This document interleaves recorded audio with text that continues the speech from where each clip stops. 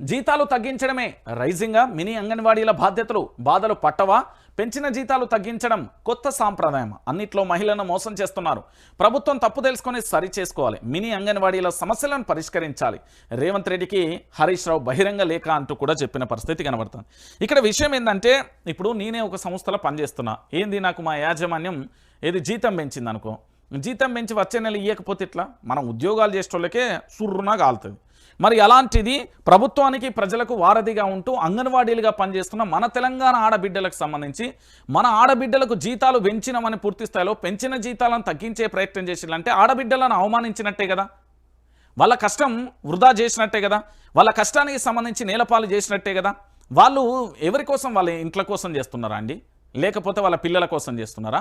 దేనికోసం చేస్తున్నారు? వాళ్ళు ప్రభుత్వంలో ఒక భాగం అయిపోయి ఒక శాఖలో పూర్తి స్థాయిలో పనిచేస్తూ వాళ్ళు కూడా సేవలు అందించినట్టే. వాళ్ళు చేసిన కష్టాన్ని ప్రభుత్వం ఉపయోగించుకుంటుంది. అంటే కార్మికులకు సంబంధించి ఆ చట్టాలు ఉంటాయి కదా, శ్రమ దోపిడీ దోచుకోవడం, జీతాలను తగ్గించడం అనేది జరుగుతుంది. ఇప్పుడు శ్రమ దోపిడీని దోచుకున్నట్టే అయిపోతుంది జీతాలను తగ్గిస్తే. అంటే ప్రభుత్వానికి సంబంధించి పూర్తి స్థాయిలో మీరు అందరూ కూడా ఒకసారి ఆలోచించండి.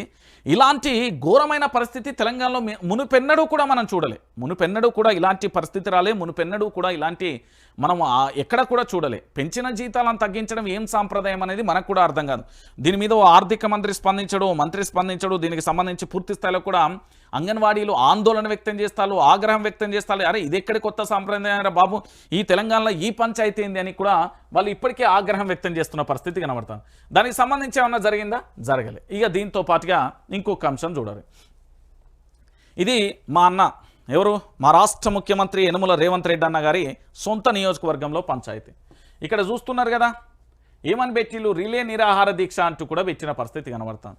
ఎందుకు పెట్టిర్రు అంటే, భూములు అయితే గుంజుకున్నారు. ఇప్పుడు వ్యవసాయం చేస్తే భూములను అయితే గుంజుకున్నారు, కానీ పరిహారం ఇస్తలేరు. భూములు లేనోళ్లకు పైసలు ఇచ్చారు. దొంగలతోని ఎంఆర్ఓ ఆర్డీఓ కలిసిర్రు. సీఎం నియోజకవర్గంలోని రైతులకు న్యాయం జరిగే వరకు పోరాడతాం. అప్పాయిపల్లిలో రైతుల రిలే నిరాహార దీక్ష అంటూ కూడా చెప్పిన